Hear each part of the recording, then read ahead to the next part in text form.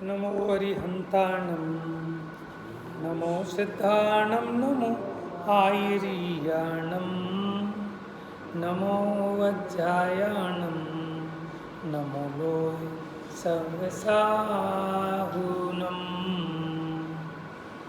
एष सुरासुरमणुषन् वन्दितं धोदघायिकं ममलं प्रणमामि वर्धमानं तीर्थं धम्मस्य कर्तारम्। प्रश्न आया, उत्कर्षण, अपकर्षण और संक्रमण क्या है। उत्कर्षण बढ़ जाना, अपकर्षण घट जाना, संक्रमण पलट जाना। संक्रमण माने पलट जाना, माने एक ही मूल जाति की प्रकृतियों के जो अवान्तर भेद हैं, जैसे सातावेदनीय पलटकर असातावेदनीय रूप हो जाना, सातावेदनीय कर्म प्रकृतियाँ पलटकर असातावेदनीय रूप हो जाना, इसका नाम है संक्रमण। उत्कर्षण क्या है कि स्थिति और अनुभाग बढ़ जाना, कर्मों का स्थिति और अनुभाग बढ़ जाना उत्कर्षण है, और घट जाना अपकर्षण।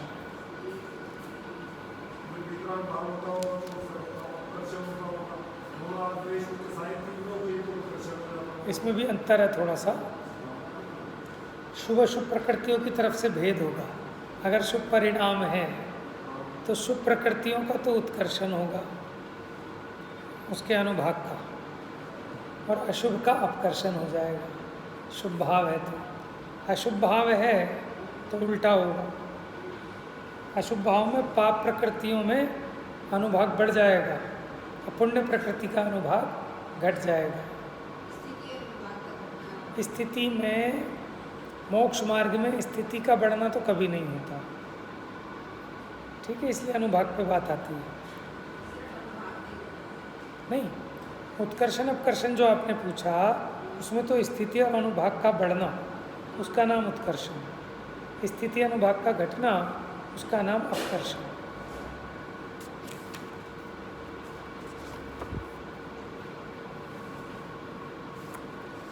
चर्चा चल रही है श्रामण्य की। श्रामण्य किसका नाम है? माने सुखमय दशा, समता भाव। माने हम कषायों से मर रहे हैं, कषायों से पिस रहे हैं, अपनी इच्छाओं से दुखी हैं। जिनके कषाय नहीं, इच्छाएं नहीं, तो वहाँ दुख का नाम कहाँ से होगा?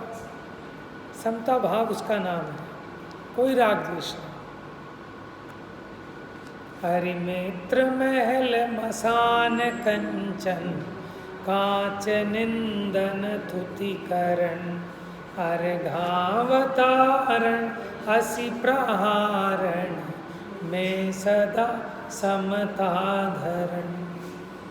कितनी आश्चर्यकारी दशा होगी कि कोई गालियाँ दे रहा है, कोई तलवार चला रहा है, और कोई आरती उतार रहा है, तो आरती उतारने वाले के प्रति राग नहीं आवे, तलवार चलाने वाले के प्रति द्वेष नहीं है। ऐसा संभव है? आपको लगता है? तो फिर बताओ, गुरु की श्रद्धा कैसे होगी? आपको लगना चाहिए कि हाँ, ऐसा पॉसिबल है कि हमारे मुनिराज ऐसे होते हैं, है ना। हमने एक बार स्वाध्याय सभा में कहा कि टमाटर अवक्ष्य हैं, तो किसी ने छुटते कहा काहे को अवक्ष्य हो जाएंगे, मुनिराज भी खाते हैं। मैंने कहा ऐसे नहीं बोलना चाहिए। आपने क्या सारे मुनिराज चेक कर लिए? समझ में आया? किसी पंडित जी ने मैंने कोई ऐसा काम कर दिया, बेईमानी कर दी, किसी के साथ विश्वासघात कर दिया, ठीक है, कोई ऐसा काम कर दिया, तो उससे क्या सारे पंडित लोग भी हो जाएंगे? समझ में आया ना। तो हम अपने गलतियों को पुष्ट करने के लिए, क्योंकि हमने टमाटर नहीं छोड़ने, और हम ये स्वीकार भी करने को राजी नहीं है कि टमाटर अभक्ष्य हैं, तो हम छूटते ही क्या कहते हैं? महाराज तो खाते हैं। तो भैया वो भी गलत कर रहे हैं, प्रकृति में अन्याय नहीं है। यहाँ जज का बेटा अगर कत्ल करे तो ऐसा थोड़ी है कि जज साहब हैं, इनका बेटा है तो उसको फांसी नहीं हो। हाँ, आप बोलिए, क्या बोल रहे थे? टमाटर अभक्ष्य कैसे है?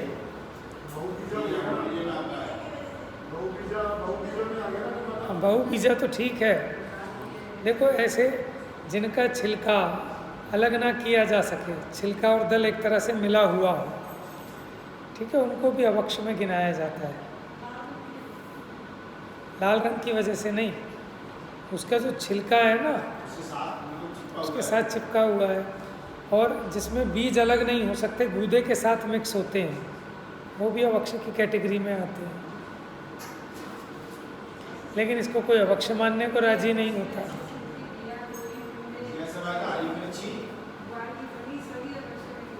किसने?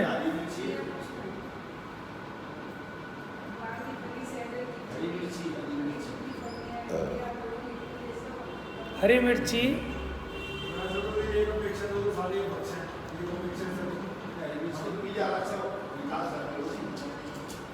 मिर्ची तो नहीं है अभक्ष्य में सुनने में। मिर्ची, मिर्च,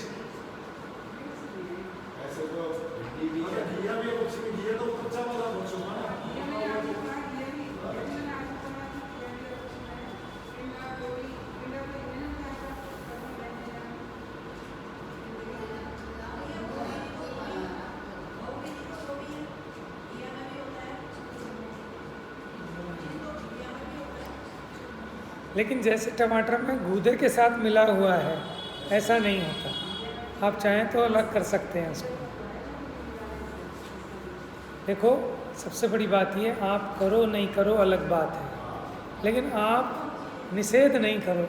अगर आचार्य देव ने कहा है, भगवान के ज्ञान में आया है, अपने को तो दिखता ही क्या है।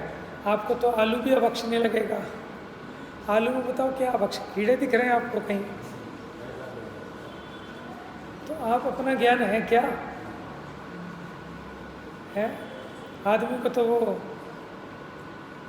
वो सड़ी हुई ब्रेड खाते हैं लोग, वो भी अभक्ष्य नहीं लगती। कहते कहाँ है इसमें कीड़े, लेकिन स्मेल मारने लगती है ना बासी, फिर भी कहता कहाँ है कीड़े। तो बिल्कुल कीड़े दिखेंगे आँख से तब माने गए, है ना।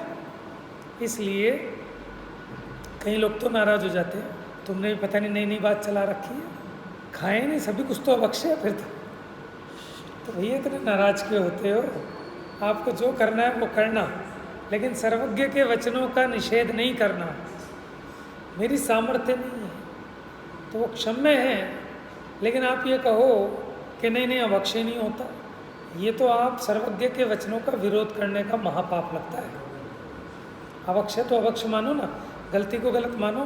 मैं नहीं छोड़ पा रहा, इसका मतलब ये थोड़ी है कि मैं गलत को सही ठहराने लगूं, है? माने मैं बिजली की चोरी कर रहा हूँ और आपने कहा साहब आप तो गलत, मुझे एक दिखा दो जो चोरी ना करता हो बिजली की। ये कोई तर्क थोड़ी ना है कि गलत तो गलत है। साहब इनकम टैक्स की चोरी करते हो क्या? हाँ, तो आप तो भैया चोर हो। कि बताओ कौन एक दिखा दो जो चोरी ना करता हो। अरे नहीं करता हो, अगर ऐसा कोई दिखाई नहीं दे रहा तो इसका मतलब ये थोड़ी ही है कि वो अन्याय का काम न्याय मान लोगे। जैसे जगत में आज के टाइम में बगुले दिखाई नहीं देते, तो ये थोड़ी है कि कौवे कोई बगुला मान लोगे। हंस दिखाई नहीं देते। हाँ हाँ, नहीं उन्होंने तो कौवों को लिखा है शायद। नहीं, ये थोड़ी है कि कौवे कोई हंस मान लेंगे। निकालिए सब कैसे,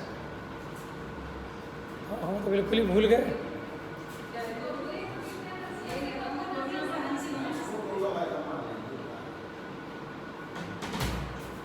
कह तो आप सही रहे हो, मैं तो अपना पक्का कर रहा हूँ।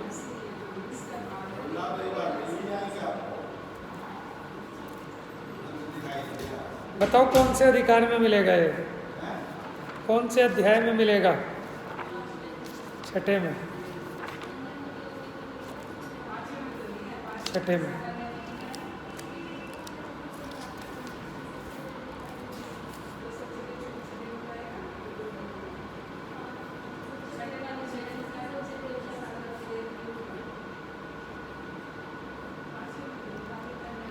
इन्होंने तो ना बगुला लिखा ना कौवा लिखा, पेज भी सीधा अपने आप ऑटोमेटिक खुल गया।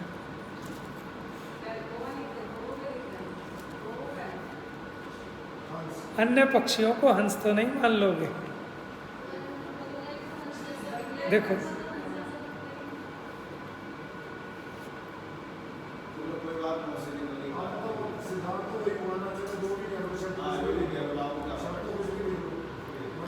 अब देखो कोई युक्ति देता है, वो कहता है अगर गुरु नहीं मानोगे तो फिर निगुरे कहलाओगे, इसलिए गुरु तो मानने चाहिए। वैसे गुरु इस समय दिखते नहीं हैं, इसलिए इन्हीं को गुरु मान लो।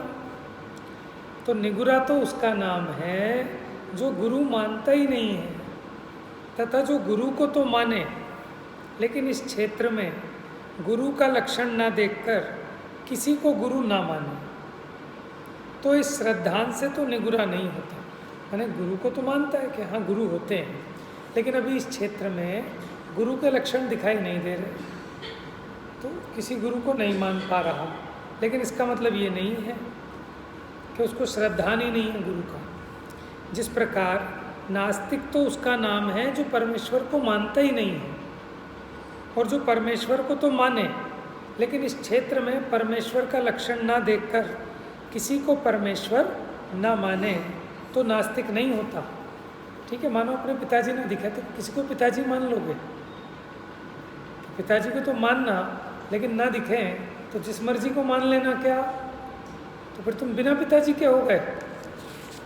ऐसा थोड़ी कोई युक्ति चलेगी। फिर वो कहता है जैन शास्त्रों में वर्तमान में केवली का तो अभाव कहा है कि उनको तो चलो कहाँ से मानेंगे, लेकिन मुनियों का तो अभाव नहीं कहा। उत्तर, ऐसा तो कहा नहीं है कि इन देशों में सद्भाव रहेगा, परंतु भरत क्षेत्र कहते हैं, तो भरत क्षेत्र तो बहुत बड़ा है, कहीं सद्भाव होगा, इसलिए अभाव नहीं कहा। और यदि तुम जहाँ रहते हो उसी क्षेत्र में सद्भाव मानोगे तो जहाँ ऐसे भी गुरु नहीं मिलेंगे वहाँ जाओगे तब किसको गुरु मानोगे। जिस प्रकार हंसों का सद्भाव वर्तमान में कहा है, परंतु हंस दिखाई नहीं देते, तो और पक्षियों को ना कौवा कहा ना बगुला कहा, वो तो हम समझने समझाने के लिए बोल देते हैं। कौवे इसलिए बोल देते हैं कि तो बिल्कुल ही विपरीत नज़र आ रहे हैं, इसलिए कौवे। बगुला तो वहाँ कहा जाएगा कि उनकी छवि जिसमें दिखती हो, उन जैसे लगते हो। वही तो कह रहा हूँ बगुला। तो अगर वो हंस दिखाई नहीं देते तो और पक्षियों को तो हंस माना नहीं जाता। उसी प्रकार वर्तमान में मुनियों का सद्भाव कहा, परंतु मुनि दिखाई नहीं देते तो औरों को तो मुनि नहीं माना जा सकता। चलिए जी।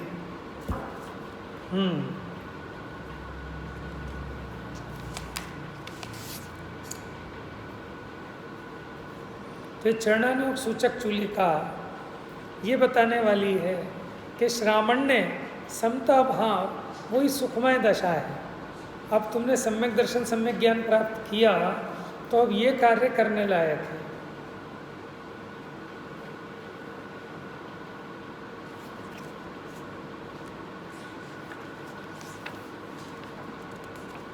गाथा नंबर 204 चलेगी, पेज नंबर बोलिए।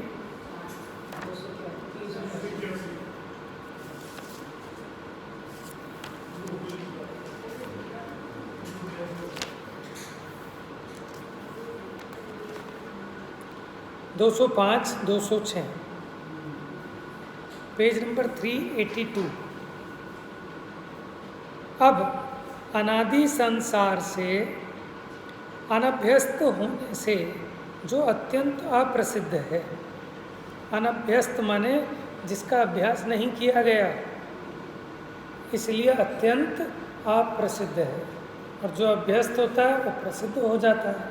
अनभ्यस्त होने से अप्रसिद्ध है और अभिनव अभ्यास में कौशल्य द्वारा जिसकी सिद्धि उपलब्ध होती है। देखो, अभिनव होता है नया, नवीन। तो नवीन अभ्यास में कौशल्य द्वारा जिसकी सिद्धि उपलब्ध होती है, ऐसे इस यथाजात रूप धर पने के बहिरंग और अंतरंग दो लिंगों का उपदेश देते हैं।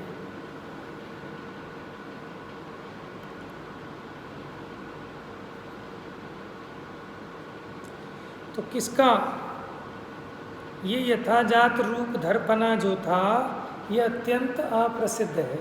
क्यों? कि हमने अभ्यास नहीं किया, अनभ्यस्त हैं।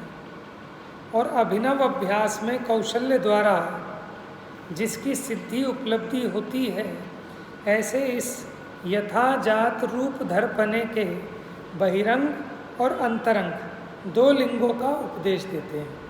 अब यथाजात रूप, उसके दो चिन्ह, अंतरंग चिन्ह और बहिरंग चिन्ह। आप कैसे पहचानोगे यथाजात रूप है? कि साहब बाहर में नग्न देखकर, तो नग्न तो भिखारी भी होता है, सारे त्रियंच नग्न हैं, ये वृक्ष भी नग्न है। समझ में आया? जैसे जो परिचय सहते हैं सर्दी गर्मी बरसात, तो ये सब भी सहते हैं, त्रियंच भी सहते हैं, भिखारी भी सहते हैं। 28 मूल गुणों का पालन करने वाले भी कदाचित ऐसे हो सकते हैं कि अंतर में रीते हों। इसलिए दो प्रकार के लिंग, बाहर में बालक समान, जैसे जन्मा हुआ तुरंत का बालक, ठीक है, उस प्रकार रूप होना, और भीतर में मोह राग द्वेष से रहित होना। तो यथाजात रूप धर, उसके दो लिंग, लिंग माने होता है पहचान का चिन्ह, अंतरंग और बहिरंग दो लिंगों का उपदेश देते हैं। गाथा पढ़ते हैं। जद जाद रूव जादम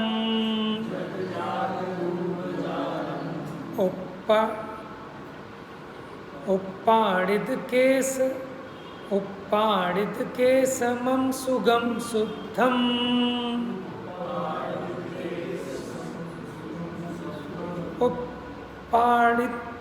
उप्पाड़िद केस मम सुगम शुद्धम,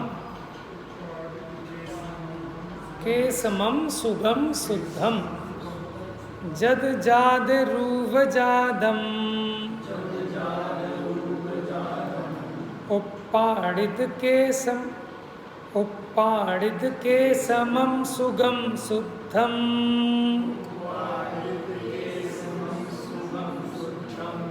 रहिदम हिंसा दीधो,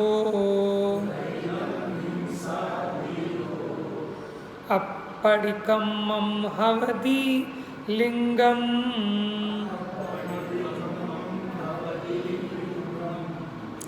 पहले इसको समझ लो। जद जाद रूप जादम, यानी यथाजात रूप वाला। यथाजात माने जात माने होता है जन्म। जैसा जन्म के समय रूप था, क्या लेकर जन्मा था? आभूषण थे क्या? सेठ जी का बेटा पैदा हुआ, उसके तो सोने की चैन होगी। हम तो गरीब हैं, तो कहाँ से होगी हमारे बच्चों को? लेकिन जो सेठों के, अंबानी के जो बच्चा पैदा हुआ होगा, वो तो हीरे की अंगूठी पहने निकला होगा, कोई बढ़िया कपड़े, कुछ नहीं। और कैसा है? उप्पाड़िद केसमम सुगम शुद्धम। उप्पाड़िद माने जो पाड़ता है, लुंचन करता है, किसका? है ना?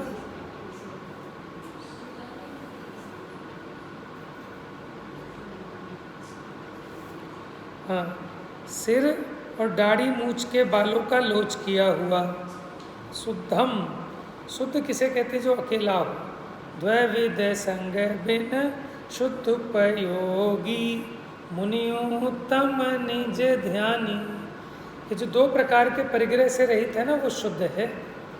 आकिंचन, पर पदार्थ का कोई संसर्ग नहीं है। और कैसे हैं? रहिदम हिंसादीदो, हिंसादि से रहित हैं। अपड़िकम्मम, अप्रतिकर्म, यानी प्रतिकर्म से रहित हैं, श्रृंगार आदि से रहित हैं। ऐसा एक लिंग तो ये हो गया, समझ गए? ये बताओ बहिरंग लिंग होगा क्या अंतरंग लिंग होगा? समझ गए? जन्म के समय जैसा रूप, सिर के दाढ़ी मूछ के बालों का लौंच, परिग्रह से रहित, हिंसा आदि से रहित, प्रतिकर्म से रहित यानी शारीरिक श्रृंगार से रहित, ऐसा श्रावण्य का बाहिरंग लिंग है। अगली गाथा देखिए। मुच्चारंभ विजुत्तम जुत्तम उवोग जोग शुद्धिहिम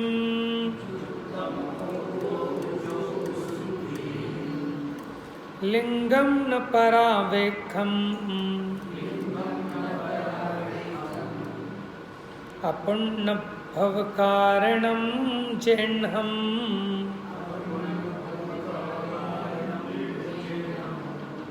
क्या कह रहे हैं? मूर्छा आरंभ विजुत्तम, मूर्छा से और आरंभ से जो विमुक्त है। मूर्छा क्या होती है? ममत्व परिणाम, पर पदार्थों में मेरा है ऐसे भाव का नाम मूर्छा है। आरंभ, आरंभ क्या होता है कि हिंसादि कार्य में लगना, वो आरंभ है। और कैसे हैं? उपयोग जोग शुद्धि, उपयोग और योग से शुद्ध हैं। न परावेखम, और पर की अपेक्षा नहीं है, ऐसा अपुनर्भव कारणम। अपुनर्भव का मतलब अपुनर्भव कारण। अपुनर्भव का कारण क्या है? मोक्ष, यानी दोबारा जन्म नहीं होगा, उसका कारण तो मोक्ष है।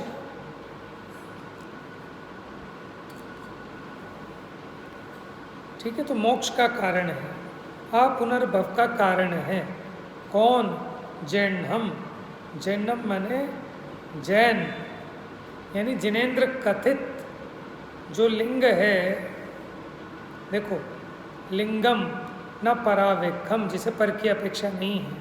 अपुनर्भव कारणम, अपुनर्भव का कारण है, माने मुक्ति का कारण है ऐसा लिंग। ये भावलिंग की बात हुई कि मूर्छा से रहित, आरंभ से रहित, उपयोग और योग शुद्धता सहित ऐसा लिंग जिसमें पर की अपेक्षा नहीं है, मोक्ष का कारण है ऐसा लिंग। वो क्यों, कौन सा हो गया? अंतरंग लिंग। इसी को भावलिंग भी कहेंगे। चलिए जी, गुजराती का हिंदी वर्जन पढ़ते हैं। जन्म्या प्रमाणे रूप लुंचन केशनु शुद्धत्वने हिंसादिथि शून्यत्व देह असंस्करण लिंग आरंभ मूर्छा शून्यता उपयोग योग विश्व निरपेक्षता जिनोदित मोक्ष कारण लिंग। ये लिंग मोक्ष का कारण है।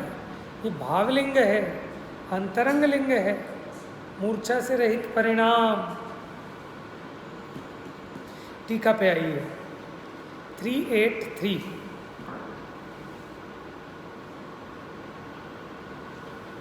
पढ़े? समझ में आ रही है इतनी बात? देखो, अपनी बात ही जिसे कठिन लगे, अपनी माँ की भाषा ही जो बालक ना समझे, उसके अभाग्य की महिमा कौन कहे? होता है कभी ऐसा बालक कि जो अपनी माँ की भाषा ना समझे, कि पता नहीं मेरी माँ अनपढ़ है, क्या बोलती है समझ में ही नहीं आता। कितने बड़ा कलेक्टर हो और उसकी माँ गांव की हो, मान लो भिंड गांव की, आपके यहाँ के तो कहीं बन गए कलेक्टर है।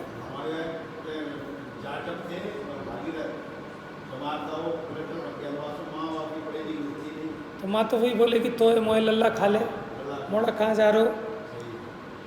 तो माँ की भाषा समझेगा कि नहीं समझेगा? समझ में आया? और जिसको माँ की भाषा ही समझ में ना आए, जिस बच्चे को अपनी माँ का दूध ही एलर्जी करने लगे, वो कहाँ जाके मरेगा? उसे कौन बचाए? है जो बच्चा माँ के दूध को ही ना पचा पाए, वो दुनिया में क्या पचा पाएगा? समझ में आया? तो भैया जिन वचन तो सरल हैं, क्योंकि इसमें अपनी बात है, अपने हित का, अपने कल्याण का उपदेश है। और ये भी भाषा जिसको समझ में ना आए तो फिर क्या उसके जीवन पर समझ में आए? बड़ी बड़ी किताबें समझ ले कि जिनवाणी नहीं समझ में, क्या फायदा है ऐसी विद्या का?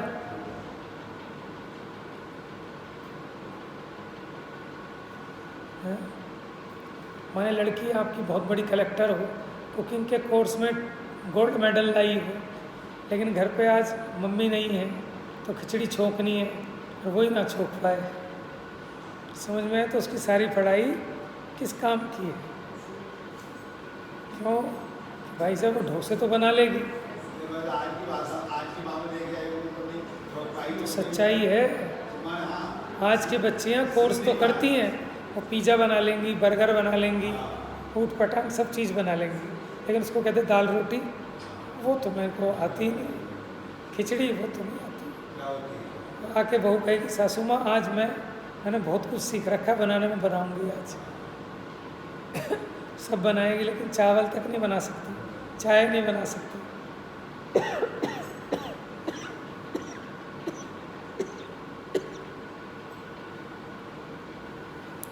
तो ऐसा कुकिंग का कोर्स किस काम का? भूख लगे तो अपने लिए थोड़े से चावल छोंक के ना खा सके, 2 रोटी बना के अपनी भूख ना मिटा सके, वो विद्या किस काम की? वो पढ़ते हैं ना, क्या या विद्या सा विद्या या विमुक्त है। विद्या तो वही है जो हमें मुक्त कराए, काहे से? दुखों से। समझ में? जैसे वो थे ना 4 भाई, और वो बड़े विद्वान बन के आए थे, बड़ी विद्याएं सीख के आए थे। एक 5वां बालक, 5 भाई थे, वो निपट मूर्ख था, वो बेचारे को कोई विद्या नहीं समझ में आ पाई। ठीक है, 4 बड़े बड़े विद्वान थे, खूब विद्याएं सीख के आए। विद्या क्या सीखी थी? पहले भाई को ये विद्या आती थी कि हाड़ पिंजर पड़े थे उनको जोड़ दे। ठीक है, दूसरे को आती थी कि उस पर मांस चढ़ा दे। ठीक है, तीसरे को आती थी उसमें खून वून सब भर दे। चौथे को आती थी उसमें प्राण फूंक दे। 5वें कहते तू तो मूर्ख है, मूर्ख। वो आ रहे थे रास्ते में विद्या पूरी करके, तो उन्होंने रास्ते में शेर की हड्डियों का पिंजरा पड़ा हुआ देखा, तो उन्हें तुरंत आई, थोथा चना बाजेगा ना, कि आओ अपनी विद्या का एक्सपेरिमेंट करते हैं। तो जो 5वां मूर्ख था ना, उसे तो बेचारे को कुछ आता ही नहीं था, वो तो गाली सुनने के लिए था सबकी। इनने उसका पिंजरा जोड़ा, कंकाल खड़ा कर दिया, उसने उसका मांस बना दिया, तीसरे ने उसमें खून अधिक भर दिया, चौथा उसमें प्राण फूंकने लगा। तो जो मूर्ख था ना, उसने कहा भाई 1 मिनट रुक, पहले मैं पेड़ पे चढ़ जाऊँ। ठीक है, कौन था वो? मूर्ख था ना, तो वो तो पेड़ पे चढ़ गया। अब इसने प्राण फूके, अब क्या हुआ होगा? चारों को खा गया और मूर्ख बच गया। तो बताओ असलियत में मूर्ख कौन था? असली मूर्ख कौन था? वो 4 विद्वान थे क्या कि मूर्ख थे? और ये मूर्ख था कि विद्वान था? समझे आप? मूर्खता किसका नाम है और विद्वत्ता किसका नाम है? कि छोटी सी चीज़ से भी ना अपना रोग मिटा ले, वो विद्वान है। और मूर्ख अपने घर में सारी भर लें दवाइयाँ, लेकिन फिर भी बीमारी हैरानी में परेशान होता रहे।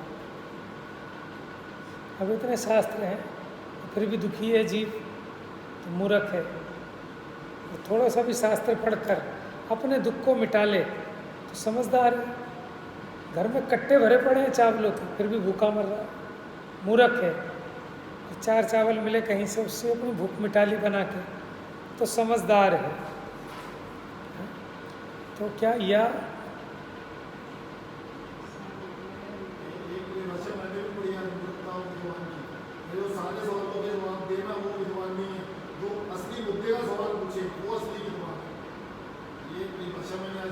सही बात है। जो सवाल जो है ना बढ़िया सवाल पूछे, वो असली विद्वान हुआ।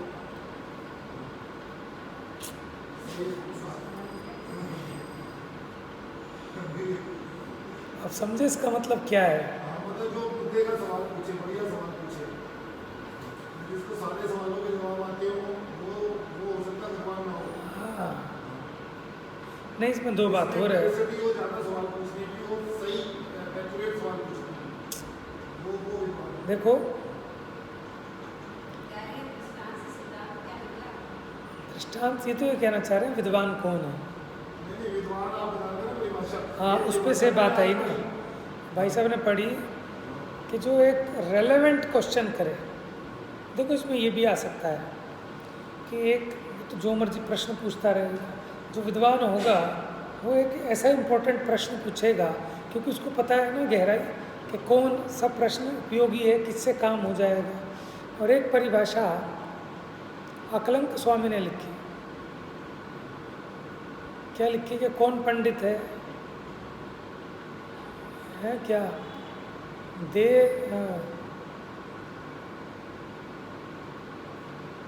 तिल मध्ये यथा तेलम है, दुग्ध मध्ये यथा घृतम, देह मध्ये पाषाणेषु देवस्य, देह मध्ये यथा शिव। कि जैसे तिल में तेल है, दूध में घी है, पत्थर में भगवान है, प्रतिमा है, उसी प्रकार इस देह में कौन है? परमात्मा है। और ऐसे भी छंद हैं, यो जानाति सा पंडिता, कि जो आत्मा को मोह राग द्वेष से रहित जानता है वही पंडित है। दो तीन सूत्र हैं, कल आपको पढ़ के सुनाऊंगा, बड़ा अच्छा स्तोत्र है। क्या नाम है? परमानंद स्तोत्र।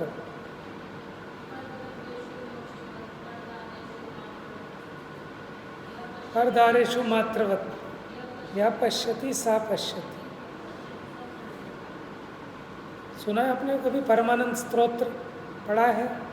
परमानंद स्तोत्र पढ़ा है? पढ़ाएंगे आपको।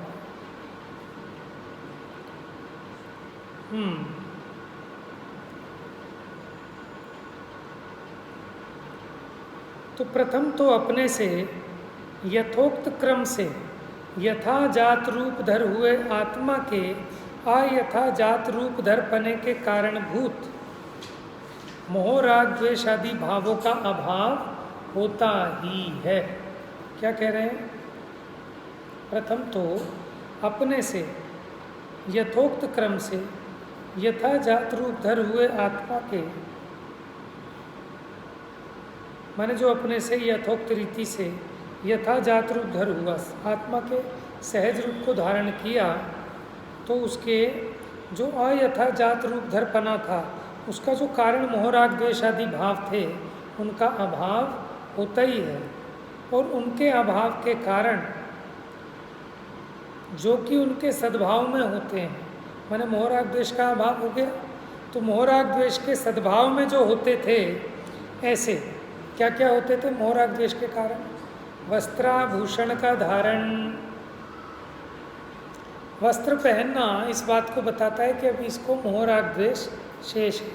आभूषण का पहनना बिना राग के हो सकता है क्या? सिर और दाढ़ी मूछों के बालों का रक्षण, बालों को बढ़ाना, दाढ़ी को बढ़ाना, ये सब बिना राग के नहीं होता। सकिंचनत्व माने परिग्रह सामग्री जुटाना, सावत्य योग से युक्तता, फैक्ट्री खोलना, मकान बनाना, ये सब शारीरिक संस्कार का करना, शरीर को सजाना संवारना, इन पांचों का अभाव होता है। किसके? कि जिसके मोह राग द्वेष का अभाव हो गया, उसके पांचों बातों का भी अभाव होता है। अच्छा देखिए हम किसके क्या क्या करते हैं इनमें से। वस्त्राभूषण का धारण, हाँ जी, पे तो है आभूषण, आपके पास नहीं है।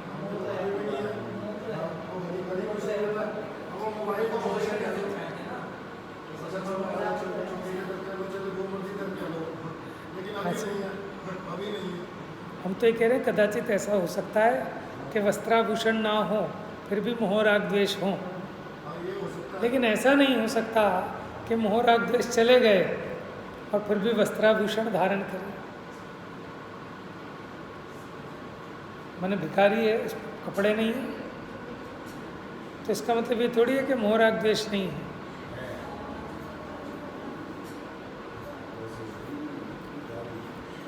ऐसे तो यार मुझे चोरी का भी डर किस चीज़ का जी, यार निकल जाती है, जबरदस्ती भी है, मुसीबत है, इसीलिए हटाओ उसको। अपनी शादी का निकल जाती है ना, मुट्ठी से निकल जाती है, और उसको संभाले कौन?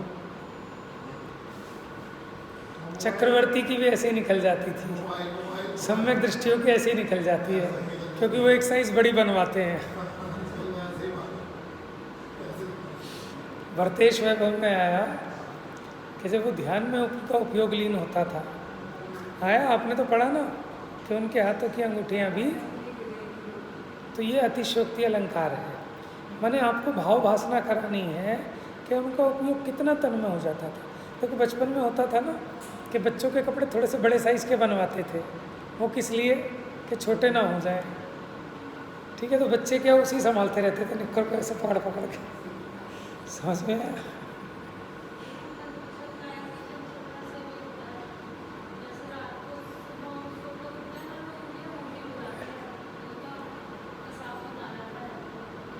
वो तो होता ही है, वो तो शरीर की प्रक्रिया है। सही बात है। पहले में आधे में पास हुए, बाकी तो बाकी सब में फेल हुए, बाकी बात हो गई। यहाँ एक में भी फेल है तो पूरा फेल है, आधा आधा नंबर है इसमें, बाकियों में तो नहीं आधा नंबर नहीं आएगा इसमें, जीरो नंबर। क्योंकि वो मोह राग द्वेष युक्त है। ऐसा थोड़ी कि माने किसी ने माने आभूषण का त्याग कर दिया या एक मूलगुण पालन कर ले, हम खड़ा खड़ा खाना खाते हैं, ठीक है, तो 28 मूलगुण में से एक मूलगुण तो है, तो हम 1/28 मुनि तो हो गए, 1/28 नहीं हुए।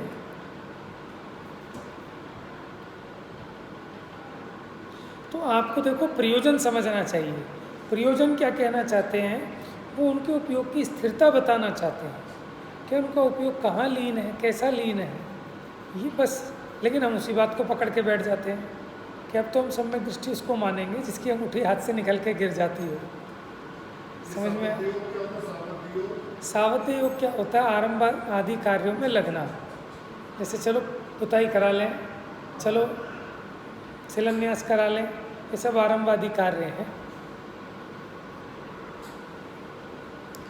तो इसलिए उसके असली भाव को, आशय को ग्रहण करना चाहिए। क्या था वो? हनुमान की पूंछ में लगन न पाई आग, ऐसे ही है। तो सफ़ेद झूठ नहीं है। हनुमान की पूंछ में लगन न पाई आग, इससे पहले कि उसकी पूंछ में आग लगती, उससे पहले सारी लंका जल गई। जब तक राणा ने देखा इस पार, तब तक घोड़ा था उस पार। ये सब अतिशयोक्ति अलंकार ही तो है, लेकिन इसका प्रयोजन है ना परोक्ष चीज की भाव भासना बिना अतिशयोक्ति अलंकार के नहीं होती। हाँ जी, वस्त्राभूषण का धारण, सिर और दाढ़ी मूछों के बालों का रक्षण, सकिंचनत्व यानी परिग्रह, सावध्य योग से युक्तता माने आरंभादि क्रियाएं, खाना बनाना, मकान बनाना, नहाना धोना, ये सब आरंभी क्रियाएं हैं। शारीरिक संस्कार का करना, शारीरिक संस्कार क्या होता है? नहलाना धुलाना, क्रीम पाउडर लगाना, तेल लगाना, ये सब शारीरिक संस्कार है। शरीर का ही तो संस्कार कर रहे हैं इसमें। दाढ़ी बनाना, कटिंग कराना, ये सब शारीरिक संस्कार है। लेकिन अब तो नाइयों की दुकान पे जाओ, वहाँ तो भाई साहब 2 घंटे तक सीटी नहीं छोड़ते। वो बाल भी काले, माने अगर कोई कुर्सी पे बैठ गया तो 500-700 रुपये से कम के बिना उठता नहीं है आदमी।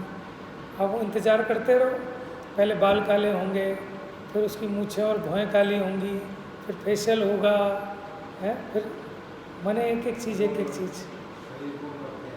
तो थोड़ी बहुत मालिश होगी। तो ये सब क्या है? शारीरिक संस्कार का करना। तो इन पांचों का अभाव होता है, जिससे उस आत्मा के, ठीक है, अब एक एक चीज से एक एक पॉइंट बता रहे हैं। जन्म समय के रूप जैसा रूप होता है, सिर और दाढ़ी मूछ के बालों का लोंच होता है। तीसरा बताया शुद्धत्व, परिग्रह से रहित का नाम शुद्धत्व है। हिंसा आदि रहितता होती है। और अप्रतिकर्मत्व यानी शरीर संस्कार का, श्रृंगार का अभाव होता ही है, इसलिए यह बहिरंग कारण है।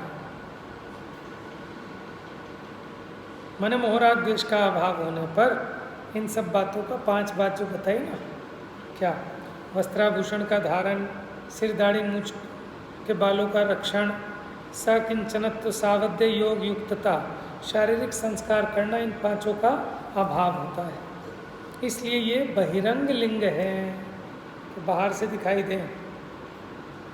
और फिर आत्मा के यथाजात रूप धरपने से दूर किया गया जो अयथाजात रूप धरपना, उसके कारणभूत मोह राग द्वेष आदि भावों का अभाव होने से ही जो उनके सद्भाव में होते हैं, माने मोह आदि के सद्भाव में होते हैं, क्या, नंबर 1 ममत्व के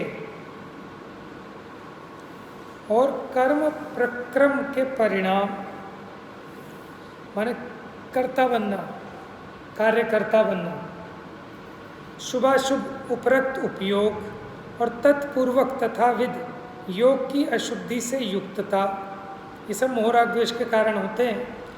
पर द्रव्य से सापेक्षता, इन तीनों का अभाव होता है, माने मोह राग द्वेष का अभाव होने पर इन तीनों का अभाव होता है, इसलिए उस आत्मा के मूर्छा और आरंभ से रहितता, माने मुनिराज के मूर्छा नहीं है, आरंभी हिंसा नहीं है,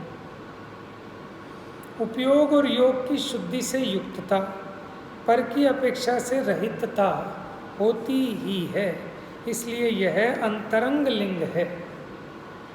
समझ गए? अब अंतरंग लिंग और बहिरंग लिंग की चर्चा कल और थोड़ा करेंगे सामान्य से, आज तो पढ़ा है जा।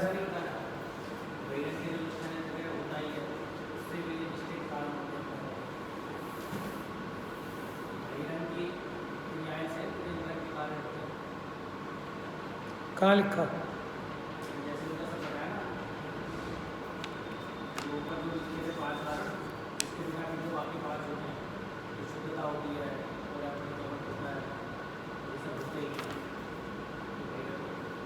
मोह राग द्वेष मिटने पर देखो, इसमें कह रहे हैं मोह राग द्वेष के सद्भाव में जो होते थे ये 3 काम, अब वो मोह राग द्वेष का अभाव होने पर नियम से वो तीनों काम छूट जाते हैं। तीनों काम क्या? मूर्छा और आरंभ से रहित हो जाते हैं, उपयोग और योग की शुद्धि हो जाती है, पर की अपेक्षा से रहितता हो जाती है, इसलिए यह अंतरंग लिंग है। इसकी चर्चा कल करेंगे। जावाणी के ज्ञान से सूझे लो कालो, सो वाणी मस्तक